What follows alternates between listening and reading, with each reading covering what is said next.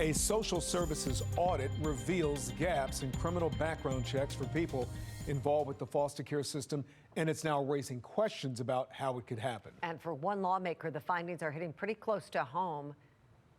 I mean, it took me right back to my teenage years, and again, I was fortunate to never be in one of these group homes, right? And I was in a pretty decent foster home, so I was fortunate, but I did interact with a lot of kids who were in these situations and hearing these stories. Fox 45's Mackenzie Frost first reported the findings of this audit yesterday. She's now in studio with the delegate's story for us tonight. Mackenzie. Marian Kai, the audit reveals the lack of background check protocols resulting in kids at the same home as people on the state's sex offender registry. I spoke with Delegate Mike Griffith, who was in the foster care system many years ago. He tells me what everyone is reading in this report is what he believes people knew decades ago. And he says it's finally time for policies to change. The Office of Legislative Audits' latest report reveals several concerns within the Social Services Administration, including finding 7 people on the sex offender registry with the same address as guardianship homes. During that same time period, 10 kids were living at those addresses. It's staggering, especially when we think about the fact that we're talking about some of the most vulnerable Marylanders, children that are depending on the state to support them. The audit also revealed an employee working for a vendor was convicted of murder back in 1990. In its response to this audit, the SSA says that person is no longer employed by the vendor. But the agency says it does not have the legal authority to continue doing criminal background checks after a child is placed in a home. Frankly, this creates more questions than answers. And so this is deeply disturbing on every single level. Delegate Mike Griffith is a Republican representing Cecil and Harford Counties. He knows firsthand what it's like to be the responsibility of the state. I was a foster kid from the ages of 12 to 18. And I can't speak for all foster kids, but the experience of me and many foster kids at the time when I was in, group homes was what was dangled over your head as a punishment. Right? If you're dealing with kids who are, young kids, teenagers, dealing with a variety of trauma from whatever put them in the foster care system. And if we misbehaved, or if we weren't getting along with our foster parents, or a kid did something stupid, or whatever it wasn't, hey, Santa's going to put coal in your stocking. You're not going to go to your room. No, you're going to end up in a group home, right?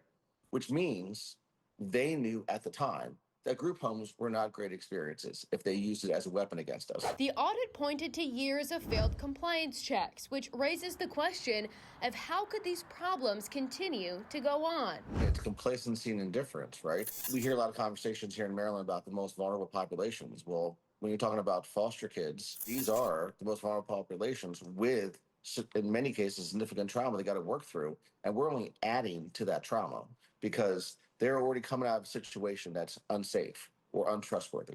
And then we're putting them in a situation with individuals that are unsafe and untrustworthy. And then on the flip side, the state is making it very difficult. Senator Clarence Lamb, a Democrat on the Joint Audit and Evaluations Committee, called the findings of this audit very serious. In a statement, he says, I led hearings in 2022 that examined why the department was falling short in addressing the needs of children under the state's care, including ensuring proper background checks and access to critical medical exams. Unfortunately, this report has made clear that not much has improved since 2017, adding it is unacceptable for foster children to be placed in the homes of caregivers that are on the state's sex offenders registry or have not undergone proper background checks. Senator Lamb also says he believes the findings warrant a hearing from the committee to get answers to questions that Delegate Griffith says are being raised on both sides of the political aisle. I mean, I think we all have the same questions, and I think there are questions to be asked and to be answered. We reached out to Governor Westmore's office asking several questions, including the SSA says it doesn't believe it has the legal authority to continue doing background checks. Does the governor see this as a legal loophole that the General Assembly should address? The SSA has been dealing with some of these problems for years. At this point, does Governor Moore have confidence in Secretary Lopez to continue leading the agency? In response, Governor Moore's spokesperson says Undersecretary Lopez, DHS, has made important and critical strides to improve the oversight and management of the department, adding the audit is a stark indication of how much more work there is to do and is a grave reminder of the sacred responsibility the state has to its citizens, especially children. The audit findings must be addressed in the most certain terms immediately. I can't tell you if we're going to fix it. I can't tell you if we're going to come together and solve these issues. I don't know. And hopefully this will be the moment we can finally come together and really get under the hood and take this very seriously, because a lot of people talk about different responsibilities of government, different responsibilities of the administration and things of that nature. Well, these kids are literally the responsibility of the state. So we got to step up for them.